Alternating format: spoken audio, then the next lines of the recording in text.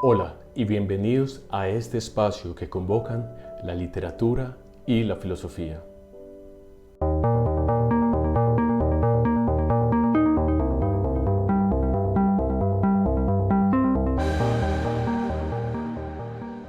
El día de hoy les voy a presentar un relato fantástico del escritor norteamericano llamado Howard Phillips Lovecraft. El relato fue publicado en el año de 1920 en la revista The Philosopher. Este relato es de corte fantástico, también como muchos relatos de Lovecraft, y tiene temas relacionados con el sueño. El sueño es como uno de sus leitmotiv o sus temas recurrentes. Según Internet, leitmotiv, palabra, expresión, verso, figura retórica, imagen, metáfora, etc. o idea que se repite a intervalos a lo largo de una obra, generalmente con distinta forma. El relato Polaris dice así: el esplendor de la estrella polar penetra por la ventana norte de mi cámara.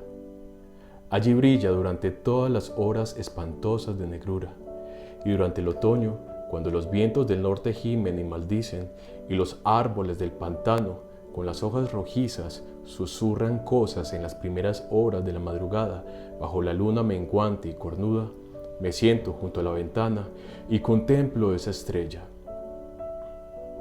En lo alto tiembla reluciente Casiopea, hora tras hora, mientras la osa mayor se eleva pesadamente por detrás de esos árboles empapados de vapor que el viento de la noche balancea. Antes de romper el día, Arcturus parpadea rojizo por encima del cementerio de la loma. Y la cabellera de Berenice resplandece espectral allá, en el oriente misterioso, pero la estrella polar sigue mirando con recelo, fija en el mismo punto de la negra bóveda, parpadeando espantosamente como un ojo insensato y vigilante que pugna por transmitir algún extraño mensaje, aunque no recuerda nada, salvo que un día tuvo un mensaje que transmitir. Sin embargo, cuando el cielo se nubla, consigo conciliar el sueño. Nunca olvidaré la noche de la gran aurora, cuando jugaban sobre el pantano los horribles centelleos de la luz demoníaca. Después de los destellos llegaron las nubes y luego el sueño. Y bajo una luna menguante y cornuda, vi la ciudad por primera vez. Se asentaba, callada y somnolienta, sobre una meseta que se alzaba en una depresión entre extraños picos. Sus murallas eran de horrible mármol, al igual que sus torres, columnas, cúpulas y pavimentos. En las calles había columnas de mármol en cuya parte superior se alzaban esculpidas imágenes de hombres graves y barbados. El aire era cálido y manso, y en lo alto, apenas a 10 grados del cenit, brillaba vigilante esa estrella polar. Mucho tiempo estuve contemplando la ciudad sin que llegara el día. Cuando el rojo Aldebarán, que parpadea a baja altura sin ponerse, llevaba ya hecho un cuarto de su camino por el horizonte, vi luz y movimiento en las casas y las calles, formas extrañamente vestidas a un tiempo nobles y familiares. Deambulaban bajo la luna menguante y cornuda. Los hombres hablaban sabiamente en una lengua que yo entendía, si bien era distinta de la que conocía. Y cuando el rojo Aldebarán hubo recorrido más de la mitad de su trayecto, volvió el silencio y la oscuridad. Al despertar, no fui el de antes. Había quedado grabada en mi memoria la visión de la ciudad, y en mi alma había despertado un recuerdo brumoso de cuya naturaleza no estaba entonces seguro. Después, en las noches de cielo nublado en que podía dormir, vi con frecuencia la ciudad, unas veces bajo los rayos cálidos y dorados de un sol que nunca se ponía y giraba alrededor del horizonte, y en las calles claras la estrella polar miraba de soslayo como no lo había hecho nunca. Gradualmente empecé a preguntarme cuál podía ser mi sitio en aquella ciudad de la extraña meseta entre extraños picos. Contento al principio de contemplar el paisaje como una presencia incorpórea que todo lo observaba, deseé luego definir mi relación con ella y hablar con los hombres graves que a diario discutían en las plazas. Me dije a mí mismo, esto no es un sueño, pues, porque en medio puedo probar que es más real esa otra vida de las casas de piedra y ladrillo, al sur del siniestro pantano y el cementerio de la loma, donde cada noche la estrella polar atisba furtiva por mi ventana. Una noche, mientras escuchaba el discurso de la gran plaza, numerosas estatuas, experimenté un cambio y noté que al fin tenía forma corporal. Pero no era extraño en las calles de Olathoe, a la ciudad de la meseta de Sarkia, situada entre los picos Noton y Cadifonec. Era mi amigo Alos quien hablaba, y su discurso era grato a mi alma, ya que era el discurso del hombre sincero y del patriota. Esa noche tuve noticia de la caída de Daikos y del avance de los inutos, demonios achaparrados, amarillos y horribles, que 5 años antes habían surgido del desconocido occidente para asolar los confines de nuestro reino y sitiar muchas de nuestras ciudades. Una vez tomadas las plazas fortificadas al pie de las montañas, su camino quedaba ahora expedito hacia la meseta, a menos que cada ciudadano resistiese con fuerza de 10 hombres, pues las rechonchas criaturas eran poderosas en las artes de la guerra y no conocían aquellos escrúpulos de honor que impedían a nuestros hombres altos y de ojos grises, habitantes del mar, emprender una conquista despiadada. Mi amigo Alos mandaba todas las fuerzas de la meseta y en él se cifraba la última esperanza de nuestro país.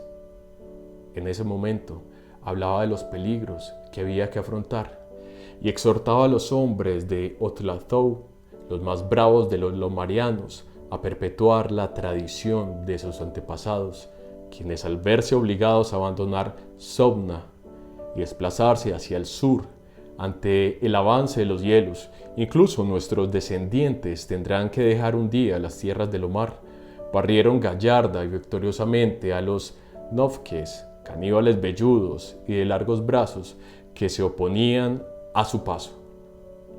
Alos me había rechazado como guerrero, ya que era hábil y propenso a extraños desmayos cuando me sometía a la fatiga y al esfuerzo. Pero mis ojos eran los más agudos de la ciudad, a pesar de las largas horas que yo dedicaba cada día al estudio de los manuscritos nacóticos y del saber de los padres vanarianos. De modo que mi amigo, no queriendo condenarme a la inacción, me concedió el penúltimo deber en importancia. Me envió a la atalaya de Hafen para ser allá a los ojos de nuestro ejército. En caso de que los inutos intentasen conquistar la ciudadela por el estrecho paso que hay detrás del pico de Noth y sorprender por allí a la guarnición, yo debía encender la señal de fuego que advertía a los soldados que aguardaban y salvar la ciudad de su inmediata destrucción. Subí solo a la torre, ya que los hombres fuertes eran todos necesarios abajo en los desfiladeros. Tenía el cerebro dolorosamente embotado por la excitación y el cansancio, ya que no había dormido desde hacía muchos días, pero mi resolución era firme, pues amaba mi tierra natal del Omar y la marmórea ciudad de Olathoe, situada entre los picos Noton y Cadifonec. Pero cuando estaba en la cámara más alta de la torre, percibí la luna roja, siniestra, menguante, cornuda, temblando entre los vapores que flotaban sobre el lejano valle de Banov. Y a través de su abertura del techo brilló la pálida estrella polar, parpadeando como si estuviera viva y mirando furtiva como un demonio de tentación. Creo que su espíritu me susurró consejos malvados, sumiéndome en traidora somnolencia con una rítmica y condenable promesa que repetía una y otra vez. Duerme, vigía, hasta que las esferas giren 26.000 años y yo regrese al lugar donde ahora ardo.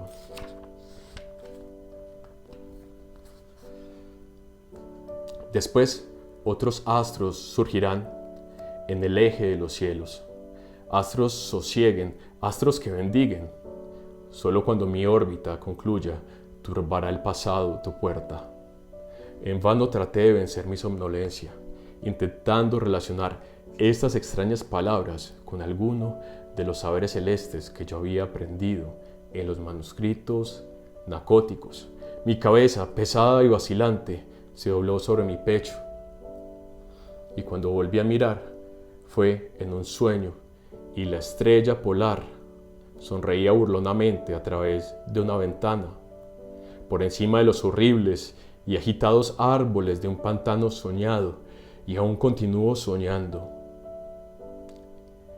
En mi vergüenza y desesperación, grito a veces frenéticamente, suplicando a las criaturas soñadas de mi alrededor que me despierten. No vaya a ser que los inutos suban furtivamente por detrás del pico de Noton y tomen la ciudadela por sorpresa, pero estas criaturas son demonios. Se ríen de mí y me dicen que no sueño, se burlan mientras duermo. Entre tanto, puede que los enemigos, achaparrados y amarillos, se estén acercando a nosotros con sigilo. He faltado a mi deber y he traicionado a la marmórea ciudad de Olathou. He sido desleal a Athos, mi amigo y capitán. Sin embargo, estas sombras de mis sueños se burlan de mí. Dicen que no existe ninguna tierra de lo mar, salvo en mis nocturnos desvaríos, que en esas regiones donde la estrella polar brilla en lo alto, donde el ojo de Aldebarán se arrastra lentamente por el horizonte, no ha habido otra cosa que hielo y nieve durante milenios. Ni otros hombres que esas criaturas rechonchas y amarillas, marchitas por el frío, que se llaman esquimales. Y mientras escribo en mi culpable agonía, frenético por salvar la ciudad, cuyo peligro aumenta cada instante, y lucho en vano por liberarme de esta pesadilla en la que parece que estoy en una casa de piedra y de ladrillos, al sur de un siniestro pantano y un cementerio en lo alto de una loma, la estrella polar, perversa y monstruosa, mora desde la negra bóveda y parpadea horriblemente como un ojo insensato que pugna por transmitir algún mensaje. Aún no recuerda nada, salvo que un día tuvo un mensaje que transmitir. Bueno, hasta aquí les dejo este relato.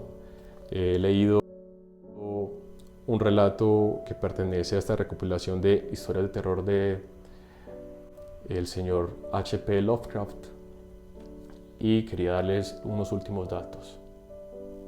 Este relato está inspirado en una estrella existente que se encuentra en la bóveda celeste.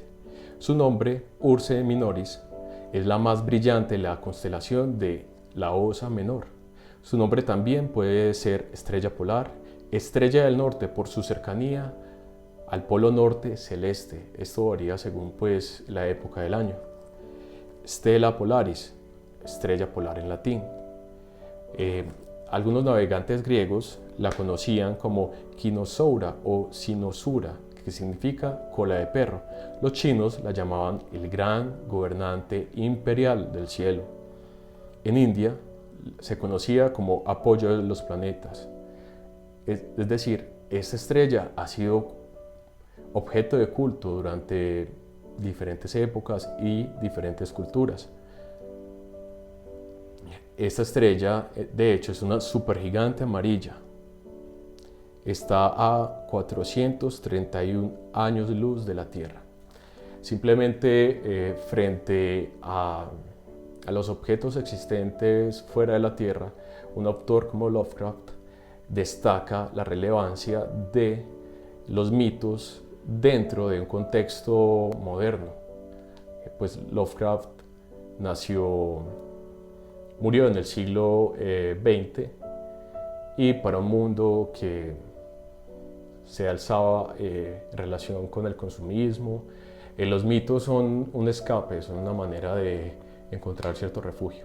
Bueno, hasta aquí les dejo este relato y les agradezco mucho su participación. Si quieren comentar, por favor, háganlo.